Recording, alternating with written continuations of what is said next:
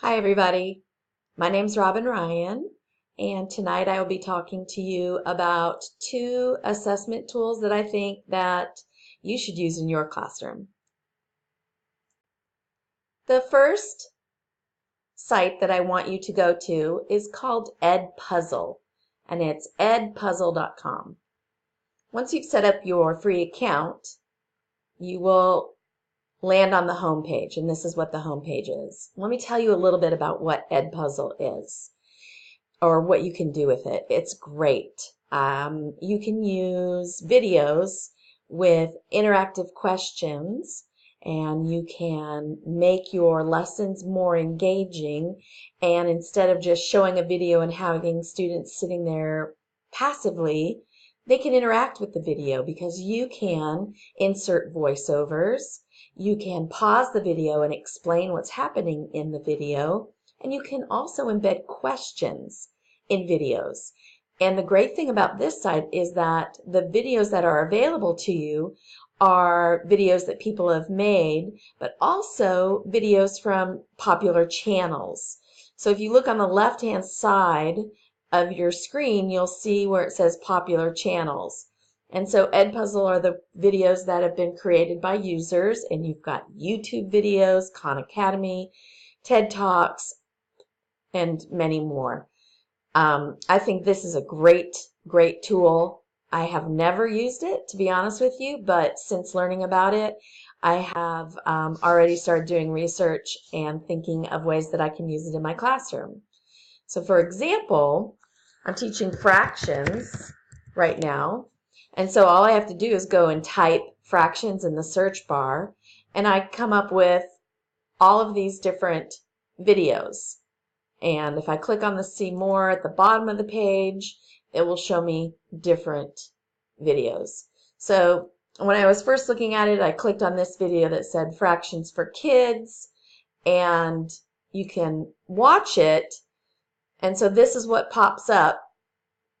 And the great thing about it is once you start playing the video, you can choose where you want to snip that video. So say you don't want the whole introduction. Well, you can shorten it. This is a 10-minute video. And so you watch it beforehand, you trim it, you enter questions, etc., and then you save it to your content, and then it's good to go.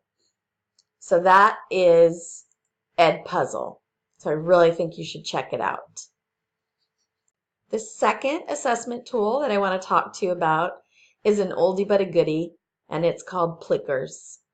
One of the things that I like about Plickers is that you don't have to have one-on-one devices in your classroom to use this as an engaging assessment tool, because you as the teacher download the app to either your phone or your iPad, and then you can display the questions on an interactive whiteboard, and the students use cards that look like this.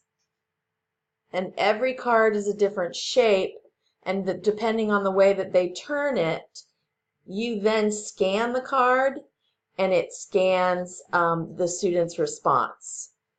So this is a getting started guide, and it tells you exactly what you have to do, how to download the app, how to get the cards. Buying them is new. I never knew that you could buy them. I always printed my own, and obviously you see that I have my own. Then you create your free account.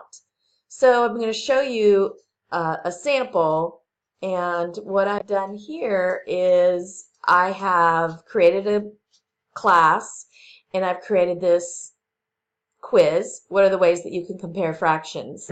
So what I would do is I would display this on the whiteboard in my classroom, and the students would read it, and then each student would have their own card, and I have already input student names in, and so the class list shows up, and you can see when a student has answered. So for instance, I have a student named Raina, and her answer has already been recorded. That's why her name is highlighted in blue. And what I do is I take my phone and I scan, or I take my iPad and I scan across the room. The kids can be sitting anywhere in the room, and their answers get recorded, and then I go on to the next one. So I love this in the classroom because it could be a great quick ticket out the door at the end of a lesson to make sure that everybody understands the content that you gave them, especially in math. And this is a topic that I've been doing this week about comparing fractions, and I wanted to know if my students know the different ways that they can compare fractions. And so this would be a great ticket out the door that I could use. And I could save the scores, and I could look at it and use the data to see where I need to do my reteaching. So those are my two favorite assessment tools for this week, and I can't wait to see what everybody else has come up with. Thanks for watching.